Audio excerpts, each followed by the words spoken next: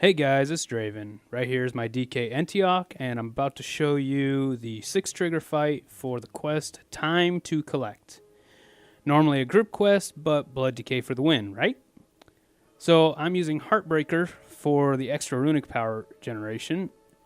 Mixed with Rapid Decomp is a very nice boost on top of the extra damage for D&D. The next tier is really up to you, but for the idea I have here, Ossuary does fine and Death Strike is there when I need it. Sort of. Now, normally I would have Mark of Blood, but I found that Red Thirst is great for keeping those ridiculous amounts of high HP and blood shields, plus it makes Vampiric Blood usable on a more consistent basis, thus making it an actual cooldown, at least in my mind. For your 75 tier, it's completely up to you, but I just use March because of the extra time it gives. Will of the Necropolis is very, very nice if you are in an encounter where you can manage your HP in an easy way, as most encounters are like that right now, unless it's a serious curveball. You know the ones. A baseline of 20% damage reduction when you're under 35%, and I think it has no cooldown. Just under 35% HP. That's great. I used Bone Storm for DPS and HPS purposes, as it is actually quite high for both and has a nice animation.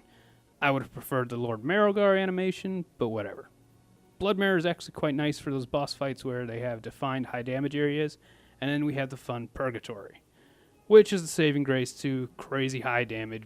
But anyways, if you mix Bone Storm with Blood Drinker, it's very, very nice HPS.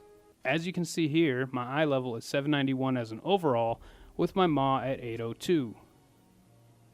The kicker here, and best part of the Maw, is Blood Feast. It makes Heartstrike my favorite ability. A 25% heal on every single Heartstrike. Please excuse the mental boner. The next step for this would be Umbilicus Eternus, which I have, since this recording, I have gotten enough artifact power to get it. The shield is very, very nice, more useful with more mobs. As you can see here, my gloves are 785 and the ring is 789, both of which get upgrades in this quest, so I decided to redo the fight as I was originally geared. Yes, I have the legendary still. I have not replaced it. Okay? Yes, I do. So leave me alone. So here we go. First, I yanked down Snaggle and shortened this fight's level of movement down to almost nothing. He doesn't really move, if anyone's curious. Rax does, and it's really just a nuisance, to be honest. Started up with some Heart Strikes till Rax gets in range, and then drop a Blood Boil, a D&D, and just have a blast. Bone Storm at 100 plus runic power, and the next 10 seconds is just HP out the wazoo. Avoid the short fuse bombs when you can and keep your health up, and you should be just fine. Let's ignore that flamethrower, shall we? Mostly just tunnel onto Snaggle, and you should be perfectly fine.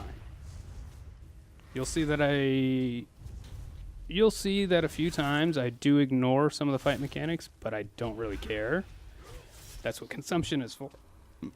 I did use the shield for about for the half second it survived, you know. The Shieldtronic shield gives you like a real minor, it's like 67k HP shield, but it's non-existent now. And a few uses of Skinny Milk for those just-in-case moments that can really help make a difference in a fight. Trust me, I'm just trying to make this fight as easy as I can. You'll see that Rax gets his overload effect, and you can technically ignore it if you decide to move. I mostly don't. And as you can see here, once Snaggle dies, it's made immensely easier. At that point, it's basically a steamroll. And the joke was Snaggle's last line. You cheated. As a DK, I feel this is very unneeded to say. And yes, I did start chasing after him.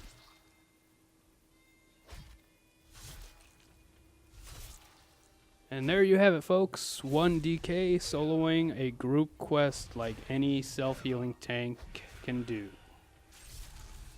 Which, come to think of it, there really isn't that many that can't self-heal. So, yeah. There you go.